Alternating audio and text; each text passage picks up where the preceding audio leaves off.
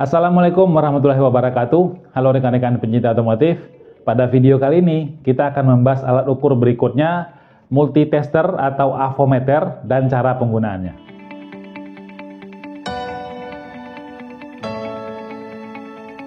Seperti yang pernah kita jelaskan dulu ya, pada sepeda motor itu kita membagi atas 3 bagian utama. Terdapat bagian rangka, bagian mesin, lalu bagian kelistrikan. Nah, kita akan fokus ke bagian kelistrikan kali ini. Kita akan menjelaskan bagaimana sih cara mengukur atau mengetahui nilai-nilai yang terdapat pada bagian kelistrikan ini. Nah, kita membutuhkan alat ukur yang kita sebutkan tadi, namanya yaitu multitester atau avometer. Nah, multitester ini sendiri ya, itu ada 2 jenis yang umum dipakai.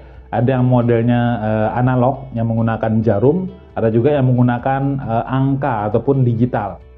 Nah, untuk kegunaannya sendiri ya, itu banyak sekali sebenarnya. Namun kita akan coba bagi menjadi 3 bagian utama aja. Karena memang dari namanya, sebenarnya ini nggak salah ya, udah sesuai dengan konsepnya.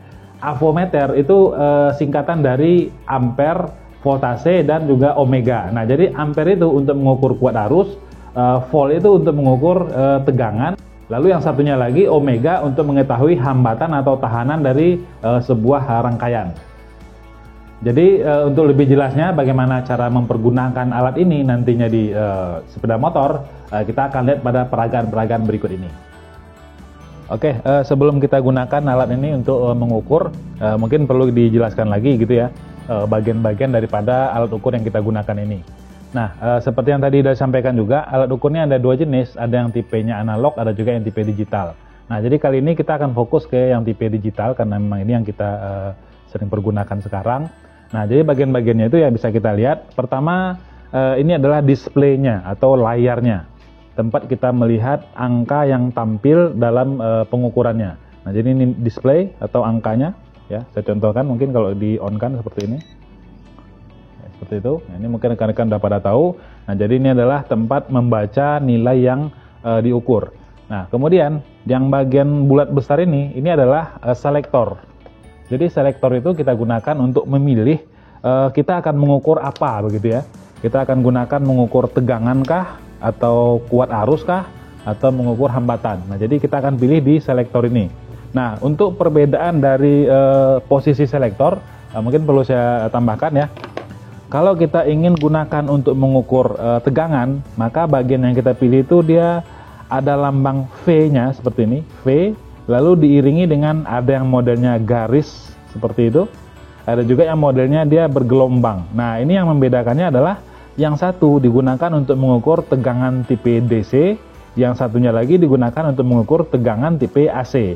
Nah, bagaimana sih sebenarnya yang tipe DC dan AC ini? Nah, nanti akan kita lihat pada bagian praktek yang lebih jelasnya.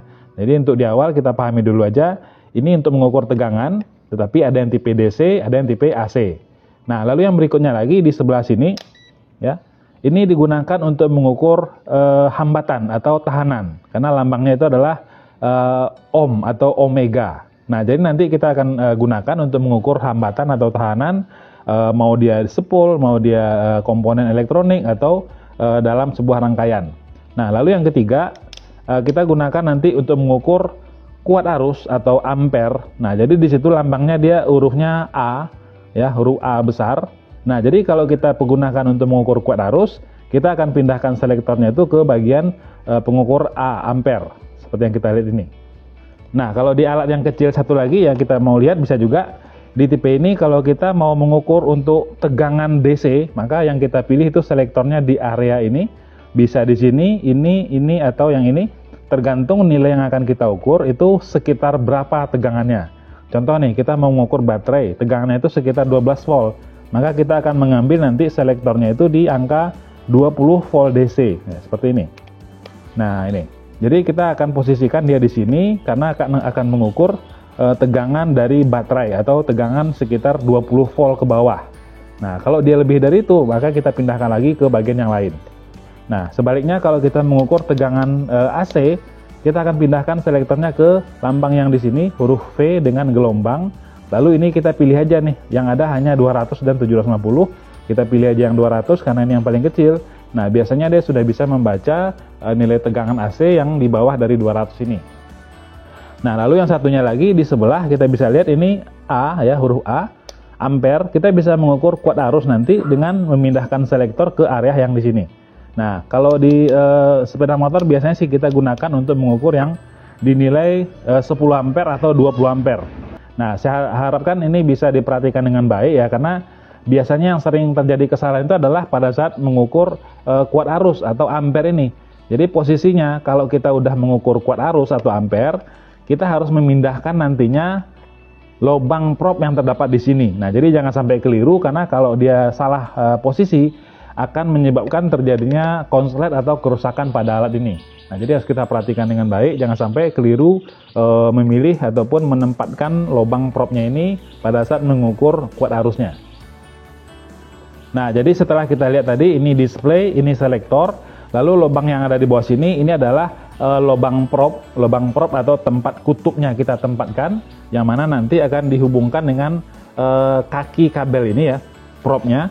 Nah, jadi nanti akan kita tempatkan ini bagian negatif atau masanya, lalu ini bagian positif atau bagian yang akan membaca nilainya.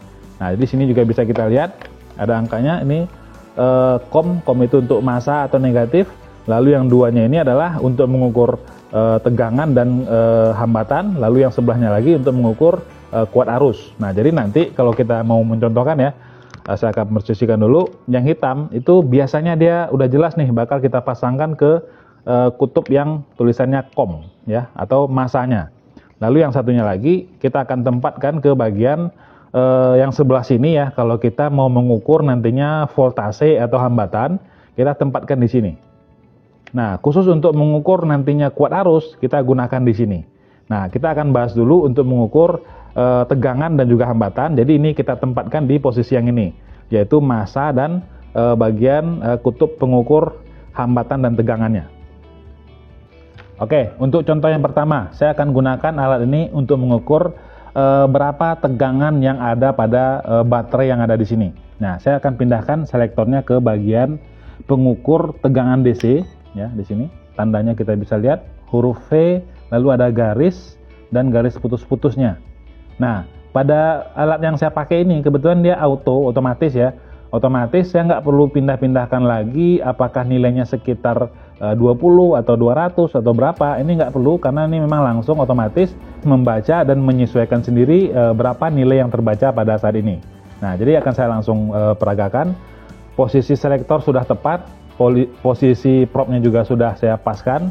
Nah, sekarang kita akan langsung mempergunakan alat ini untuk mengukur berapa sih tegangan yang ada pada baterai ini. Ya. Negatifnya ya kita tempatkan di bagian negatif baterai, lalu positifnya ke kutub positif baterai. Nah, di situ kita bisa langsung lihat berapa nilainya, yaitu sekitar 12,9 volt. Nah, artinya kondisi baterai ini masih dalam keadaan baik, karena memang nilai yang dianjurkan adalah di atas dari 12,4. Kalau kurang dari 12 volt berarti baterainya lemah dan butuh untuk diberi cas untuk ditingkatkan lagi tegangannya. Nah, jadi ini untuk mengukur tegangan DC ya. Ini bisa dilakukan untuk mengukur baterai atau sumber daya. Oke, selanjutnya kita akan gunakan alat ini untuk mengukur tegangan AC. Nah, yang tadi kan mengukur tegangan DC itu. Kita mau ukur tegangan AC, yaitu tegangan yang sifatnya bolak-balik, yang bersumber itu biasanya dari spool. Nah, jadi ini dari spool, kabelnya ini ya, ini kabelnya ya, bisa pulser, bisa juga spool pengisian dan penerangan yang ada di sini.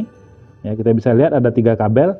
Hitam itu adalah masanya, lalu yang kuning ini ya, mulai agak nggak kelihatan.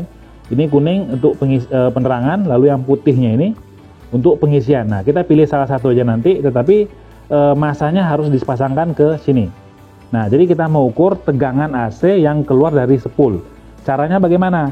Nah, kita akan posisikan selektor ini ke yang di sini ya, bagian volt, lalu ada gambar gelombang seperti ini, berarti dia akan digunakan untuk mengukur tegangan AC. Lalu untuk bagian propnya ya, bagian pin ini tetap sama seperti tegangan yang DC tadi, tidak perlu kita pindah-pindah. Jadi ini masih di sini, lalu ininya kita akan colokkan atau kita pasangkan ke bagian ini. Nah, ini ya. Nah, untuk mungkin teman-teman mau tahu dulu apakah benar ini ada tegangan yang keluar. Nah, kita bisa lakukan pengetesan secara sederhana ya, seperti yang dulu pernah kami lakukan. Ini saya pasangkan masanya ke sebelah sini, lalu ini ke sebelah sini, lalu motornya akan saya nyalakan ya. Di sini motornya bisa nyala karena dia menggunakan arus dari baterai untuk mengaktifkan CDI-nya. Jadi ini nggak perlu pakai spool pun bisa hidup motornya. Oke, bisa kita lihat di situ lampunya menyala karena adanya tegangan yang keluar. Nah, tegangan ini sebenarnya dia tegangan AC. Ya, kita mau tahu nih berapa nilai tegangan dalam voltase yang keluar dari spool ini. Saya akan buka ini. Lalu alatnya kita pasangkan yang warna hitam. Ini kita letakkan ke sini. Lalu yang merahnya ini kita pasangkan ke sebelahnya. Nah, di situ terbaca nilainya kurang lebih sekitar 17 atau 18 volt. Ya. Volt AC. Ingat, volt AC. Di sini juga bisa kita lihat nilainya 12 sampai 14 volt AC. Dalam posisi putaran mesinnya pelan atau langsam, ya, idling. Nah, kita lihat. Oke. Nah, ini 18 untuk tegangan pengisian ya. Nah, ini kalau kita naikkan putaran mesin bisa hampir mencapai 60 volt AC. Nah, gitu. Nah, jadi yang barusan kita lakukan adalah mengukur tegangan AC yang terbaca dari spool. Nah, ini namanya mengukur tegangan AC. Ingat, ini AC yaitu arus atau tegangan yang tipenya itu bolak-balik. Jadi nggak bisa kita gunakan untuk mengukur baterai pada posisi selektornya di sini. Kalau mengukur baterai, kita pindahkan lagi ininya ke bagian yang lambangnya seperti ini. V, lalu ada garis. Nah, kalau yang tipenya gelombang itu untuk mengukur tegangan yang tipenya AC. Nah, jadi seperti itu cara menggunakannya. Oke, yang berikutnya ini kita akan coba peragakan melakukan pengukuran kuat arus. Nah, jadi dalam mengukur kuat arus ini harus kita perhatikan ya. Pertama itu posisi probe-nya ya. Lalu nanti letak selektornya. Kita harus pastikan ini tepat posisinya. Nah, jadi yang kita lakukan pertama, kita pindahkan dulu posisi probe ini ya untuk ke bagian pengukuran kuat arus atau ampere. Nah, kita bisa lihat di sini ada tandanya. Nah, saya akan posisikan di nilai yang ini aja ya, 20 ampere. Karena ini biasanya juga bisa mengukur di bawah dari ini ya 10 atau 5 ampere bisa diukur di situ. Saya tepatkan ke situ sekarang. Nah, udah. Oke, setelah kita pindahkan probe-nya ya ke titik yang di sini untuk pengukur kuat arus. Selanjutnya kita akan menggeser selektornya untuk mengukur kuat arus. Nah, itu posisinya di bagian yang ini A ya, A. Ya, kita bisa ukur di sini. Nah, karena ini adalah tipenya DC, saya letakkan dia di sini. Ya. 20 ampere DC. Kalau kita mengukur nantinya itu kuat arus untuk yang AC, kita akan letakkan dia di sini. Nah, jadi nanti untuk mengukur kuat arus, sebenarnya itu bisa di beberapa tempat ya. Mengukur kuat arus pengisian, mengukur kuat arus jalur penerangan, pengisian, dan segala macam. Itu bisa kita lakukan dengan meletakkan selektor ke daerah sini. Nah, jadi untuk contoh yang satu ini, saya akan gunakan untuk mengukur kuat arus yang terjadi pada alur menyalakan lampu. Nah, jadi ini pendek saja supaya mudah kita pahami. Nah, setelah ini kita posisikan selektornya ya. Mohon diperhatikan ya, ini yang paling riskan untuk dilanjutkan pekerjaannya. Jangan sampai kita lakukan mengukur tegangan ya. Jangan sampai kita mengukur tegangan pada posisi seperti ini. Karena ini bisa merusak ataupun menyebabkan terjadinya short pada alat. Nah, ini yang paling riskan. Jadi jangan sampai keliru pemasangannya. Ini sudah dipaskan, ini sudah dipaskan. Siap-siap kita hanya akan melakukan pengukuran kuat arus. Nah, bagaimana cara melakukannya? Mungkin kita perhatikan dulu pada alat yang berikut ini. Ya, ini untuk contoh, saya punya sebuah lampu. Lampu ini ada 2 buah kabel ya. Saya tempatkan ke posisi kutub baterai, positif dan negatif. Ini jalurnya jalur normal yang biasa aja ya, jalur biasa. 1 positif, 1 negatif akan menyebabkan lampu ini menyala karena adanya aliran arus yang lewat ke lampu. Nah, kita mau tahu sekarang aliran arusnya itu kuatnya itu berapa begitu, atau ampernya itu nilainya berapa. Kita akan lakukan dengan cara kita akan lepaskan ini ya bagian yang positifnya ya, kita lepaskan. Nah, yang saya lepaskan adalah kabel positif. Berarti ini lampu menunggu tegangan positif gitu ya. Nah, sementara tegangan positifnya saya lepaskan, lalu kita akan ambil atau pindahkan jalurnya dari baterai masuk ke alat, dari alat baru kita pindahkan atau kita teruskan ke kaki yang ke lampu ini. Nah, jadi ini saya letakkan ke sini nantinya, positif, ya kan? Nah, lalu bagian negatifnya ini adalah jalur keluar jadinya. Positif masuk ke alat, lalu ini keluarnya. Nah, jadi sekarang ini akan saya pasangkan ke kaki yang di sini. Kita bisa lihat lampunya menyala dan nilai akan tampil di display. Ini adalah kuat arus yang melewati rangkaian ini. Nilainya adalah sekitar 0,11 ampere. Nah, ini salah satu contoh paling sederhana yang bisa kita peragakan. Sebenarnya bisa lagi nih kita gunakan untuk memeriksa jalur pengisian atau jalur skema kelistrikan lengkap.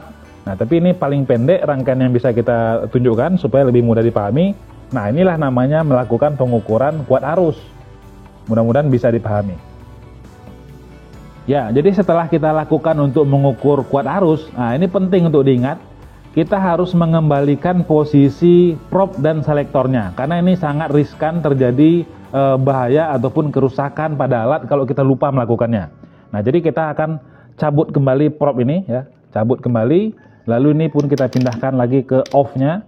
Nah, biasanya untuk di standby kan kita akan letakkan dia di volt atau ohm kembali. Nah, jadi biasanya kan standarnya itu di situ. Nah, jadi jangan di standby-kan di sini karena ini riskan terjadi kerusakan. Nah, jadi kita pindahkan kembali ke posisi ini untuk bersiap-siap mengukur hambatan ataupun tegangan biasanya. Nah, yang berikutnya kita akan coba peragakan menggunakan alat ini untuk mengukur tahanan atau hambatan. Nah, jadi yang pertama itu yang kita perhatikan adalah untuk probe posisinya bisa di sini ya, tetap di sini, nggak usah kita geser-geser karena dia bisa digunakan untuk mengukur voltase dan juga hambatan. Nah, untuk selektor ini akan kita pindahkan ke bagian yang di sini, yang lambangnya omega. Ya, seperti itu. Oke, kalau di alat yang ini kita akan tepatkan nanti di bagian yang di sini. Ya, kita pilih dulu tapi ya, ini nilai tahanannya kira-kira berapa gitu ya. Nah, kita harus sesuaikan. Ya, kalau di sini dia otomatis, jadi kita hanya pilih ke bagian omega atau ohm, nanti dia akan membaca sendiri ini nilainya kisaran berapa. Oke, seperti itu. Nah, selanjutnya kita tinggal menempatkan probe-nya ini ataupun titik pinnya ke bagian yang akan diukur. Nah, misal pada contoh ini saya mengukur tahanan dari spool. Nah, ini ada sebuah spool yang akan saya coba ukur berapa nilai tahanannya. Nah, ini ada dua buah kabel yang keluar dari spool. Ya, seperti yang kita lihat ini. Jadi ini bisa bebas pilih yang manapun bagian positif dan negatifnya. Saya tempatkan aja di sini ya. Satu lagi di sebelah sini. Ya, kurang lebih seperti itu. Ya, tidak susah ya. Tinggal kita baca nilainya berapa. Nah, kita bisa lihat di situ 0,7 atau tadi 0,8. Nah, ini artinya nilainya dia bervariasi, bisa naik atau turun sedikit, menyesuaikan juga dengan suhu yang terbaca pada spool ini. Nah, jadi kalau dia panas mungkin beda lagi nilainya, kalau dingin juga beda. Nah, sekarang kita bisa lihat nilainya adalah 0,7 ohm. Nah, satuannya itu di atas ini ohm. Bedakan nanti membacanya apakah kilo, apakah mega atau hanya ohm. Nah, kalau ini hanya ohm, kita bisa hold supaya nggak berubah-ubah. Nah, jadi di situ terbaca tahanannya adalah sekitar 0,7 ohm. Nah, mudah saja ya cara penggunaan untuk mengetahui tahanan ini. Saya kasih satu contoh lagi, saya mau mengukur tahanan injektor. Nah, ini untuk motor injeksi sebenarnya, tapi juga bisa kita praktekkan. Kebetulan soketnya udah ada yang terpotong seperti ini. Saya mau ukur tahanan injektor ini berapa ohm. Nah, sekarang saya lepaskan lagi hole-nya atau penahannya. Kemudian kita tempatkan aja ini kakinya yang mana aja boleh, positif negatifnya bisa sama. Lalu kita lihat nilainya. Nah, oke. Di situ terbaca nilainya adalah sekitar 17 ya. Saya hold dulu. Nah, sekitar 17,4 ohm ya. Apakah nilainya ini normal atau tidak? Kita perlu tahu juga nih, di buku manual service itu ada ketentuan untuk mengukur spool, mengukur pulser, mengukur injektor, itu semua ada nilai standarnya. Nah, jadi di sini yang terbaca nilainya 17, kita akan cocokkan dengan nilai standar yang ada pada bukunya. Kalau memang nilai yang ditentukan adalah antara 15 hingga 18 ohm, maka ini termasuk kategorinya masih normal. Tetapi kalau ini nggak termasuk dalam angka itu, berarti ini memang sudah tidak normal lagi untuk digunakan. Ya. Oke, setelah kita jelaskan untuk 3 cara yang utama tadi ya, sebenarnya alat ini juga bisa digunakan untuk fungsi yang lain ya.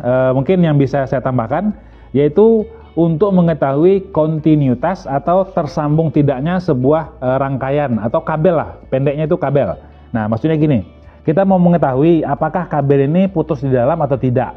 Nah, kita bisa uji nih dengan menggunakan alat ini. Nah, cara melakukannya kita bisa lihat pada alat yang saya pakai ya, ini posisinya tetap sama di bagian pengukuran tahanan atau hambatan tadi, yaitu di label ohm. Sementara di tipe-tipe yang lain mungkin ada yang harus dipindahkan dulu selektornya. Kita harus pilih nih ke bagian yang ada gambar seperti spekernya. Nah, karena nanti dia akan mengecek nyambung atau tidaknya sebuah kabel itu, dia akan memberikan suara atau bunyi pip seperti itu ya. Nah, jadi kalau di sini saya masih memposisikan selektor di bagian ohm dan juga probe-nya masih sama di tempat yang tadi, tetapi saya tekan sekali di bagian sininya, yaitu selnya ini. Nah, ini nanti akan tampil di bagian layar itu di sebelah atas ada gambar kecil ya, speaker. Nah, kalau kita teskan sekarang, probe-nya ini kita adu atau kita ketemukan, dia akan menjadi seperti itu. Artinya ini dia mengetahui bisa nyambung atau tidak, atau dia sekarang posisinya dia tersambung. Nah, contohnya begini. Ini ada kabel, satunya saya taruhkan di sini, satu di sini. Ini kan artinya kabelnya nyambung gitu ya. Nah, kita bisa langsung mengetahui dengan mudah ini kabelnya nggak putus begitu, masih normal. Nah, gimana kalau kasusnya seperti ini?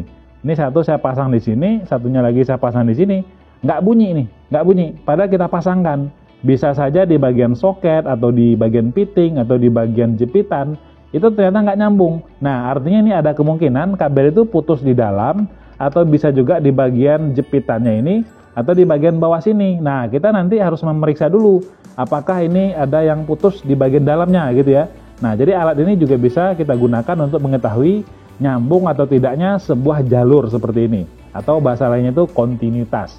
Nah, inilah mungkin yang bisa kita sampaikan bagaimana ataupun apa saja fungsi yang bisa dilakukan oleh multitester ini. Ya, jadi kurang lebih seperti itu ya cara penggunaan yang bisa kita peragakan. Jadi nggak bisa kita pungkiri pada kondisi sekarang yang mana motor-motor yang beredar itu sudah berteknologi full injeksi semua. Jadi kita memang membutuhkan alat ukur yang akurat seperti yang kita peragakan ini dengan tujuan supaya kita tahu dengan lebih jelas ini nilai tegangannya, hambatannya ataupun kuat arusnya itu nilainya berapa begitu. Sehingga kita bisa memutuskan atau mengetahui dengan jelas ini masalahnya sebenarnya di bagian mana begitu. Jadi kami sangat merekomendasikan ya bagi rekan-rekan semuanya untuk bisa memiliki alat ukur ataupun multitester seperti ini. Ya mungkin untuk varian harganya itu bervariasi mulai dari yang di bawah 50.000, 100 ribuan sampai dengan yang mungkin ratusan ribu gitu ya. Itu terserah tergantung kebutuhan dan juga kemampuan kita. Cuman memang nggak bisa kita pungkiri juga harga yang lebih tinggi biasanya memiliki keakuratan dan juga kemampuan yang lebih baik dibandingkan yang mungkin yang menengah begitu ya. Nah, jadi ini tergantung dengan kemampuan kita. Untuk baru-baru nyoba sih saya rasa yang biasa aja juga nggak apa-apa. Intinya kita mulai belajar dulu nih mempergunakan alat ukur yang kita jelaskan ini. Baik, ini dulu informasi yang bisa kami sampaikan. Jika dirasa video ini bermanfaat, silahkan di-share. Semoga lebih banyak lagi ya teman-teman kita yang terbantu dengan adanya informasi yang kita jelaskan. Sampai jumpa di video kami yang lain. Terima kasih sudah menonton. Wassalamualaikum warahmatullahi wabarakatuh.